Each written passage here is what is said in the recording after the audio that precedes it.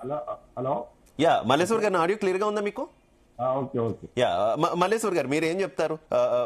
అటు BRS party కావచ్చు, Bharatiya Janata party కావచ్చు, అసెంబ్లీ సమావేశాలకు సిద్ధమైపోయారు. వాళ్ళు ఏ అంశాలు ప్రస్తావించబోతున్నారన్న దానికి సంబంధించి ఇప్పటికే మన ప్యానెల్లో ఉన్న గెస్ట్లు కూడా చెప్పారు. ఇక కౌంటర్ ఇవ్వడానికి కాంగ్రెస్ కూడా సిద్ధమవుతున్నటువంటి సిచ్యువేషన్ ఏంటి? సజావుగా సాగుతాయా సమావేశాలు? ముందుగా ప్యానల్లో ఉన్నటువంటి మిత్రులకు మరి జీ తెలుగు ప్రేక్షకులకు నమస్కారం. అయితే ఇది సెషన్ అంతా కూడా బడ్జెట్ సెషన్.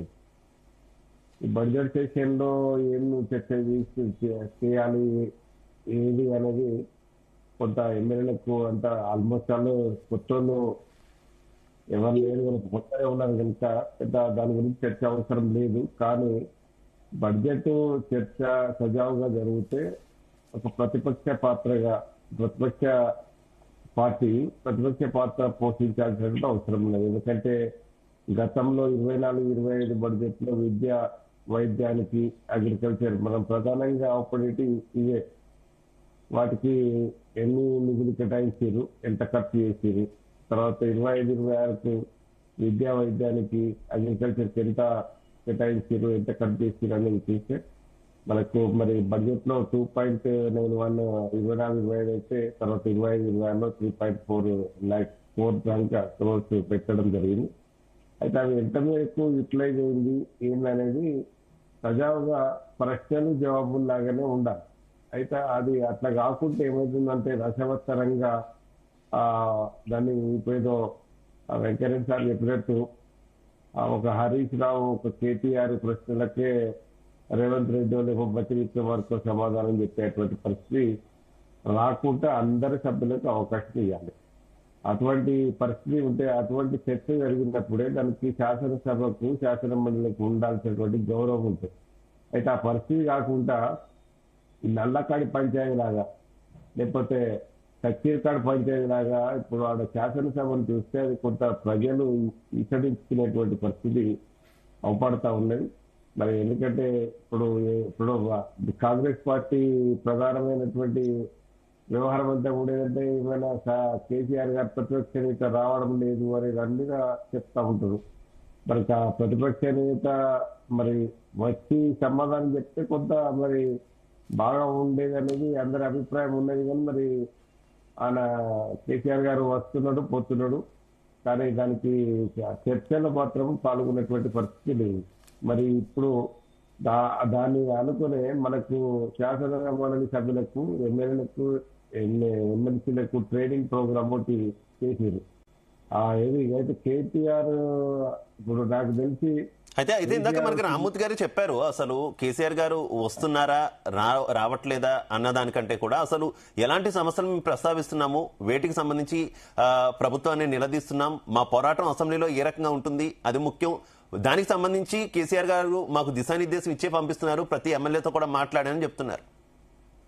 ఇప్పుడు వాస్తవంగా కేటీఆర్ చెప్పేది కావచ్చు, శాసనసభ్యునిగా ఎన్నికయ్యే స్థితికి వచ్చినట్టే రాజకీయాల మీద అవగాహన ఉన్నవాళ్ళే వస్తారు.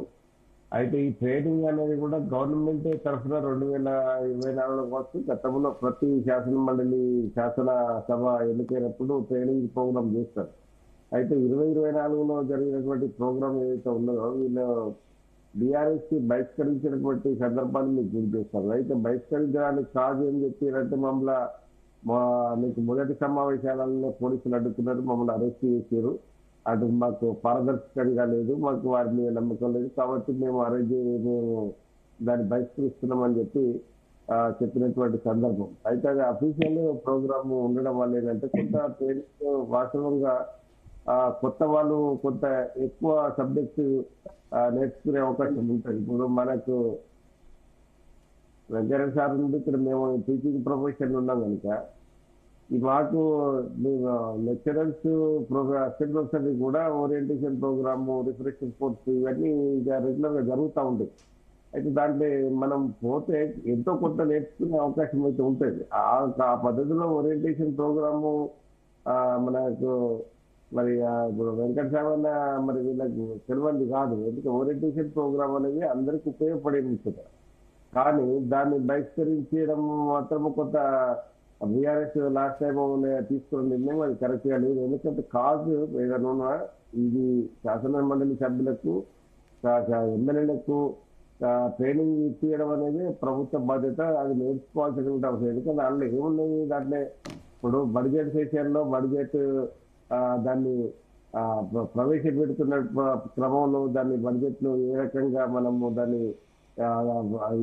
గణాంకాలను చూసుకోవాల్సినటువంటి పరిస్థితి, ప్రశ్నలు ఏ రకంగా మాట్లాడాల్సినటువంటి పరిస్థితి. ఏమైనా నియోజకవర్గ సమస్యల మీద ఎంతమంది ఎమ్మెల్యేలు మాట్లాడుతూ ఉన్నారు.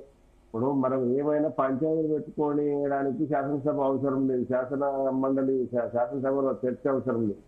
కాబట్టి ప్రతిపక్ష పార్టీ కూడా ప్రధానంగా బీఆర్ఎస్ బీజేపీ కూడా మీకు చేయాల్సిన పోయినసారి చాలా ఇష్యూస్ మీద బీజేపీ పాయల్ శంకర్ గారు తర్వాత మాట్లాడిన సందర్భాలు చూసినాం. దానికి సీఎం రేవంత్ రెడ్డి కూడా కొంత బాగా ఇంప్రెస్ అయినటువంటి సందర్భం. అంటే ఇష్యూస్ అడగడము రాబట్టుకోవడములో కొంత ప్రయత్నం చేయాలి కానీ నిధులు రాబట్టుకోవడం కానీ దాన్ని ఒక శత్రువులాగా చూడాల్సినప్పుడు ప్రజా తీర్పుకు కట్టుబడి ఉండాల్సినటువంటి పరిస్థితి ఏ పార్టీ అయినా ఉండాలి. ఆ పద్ధతులు ఎందుకంటే కాంగ్రెస్ అయినా బీఆర్ఎస్ అయినా ఇప్పుడు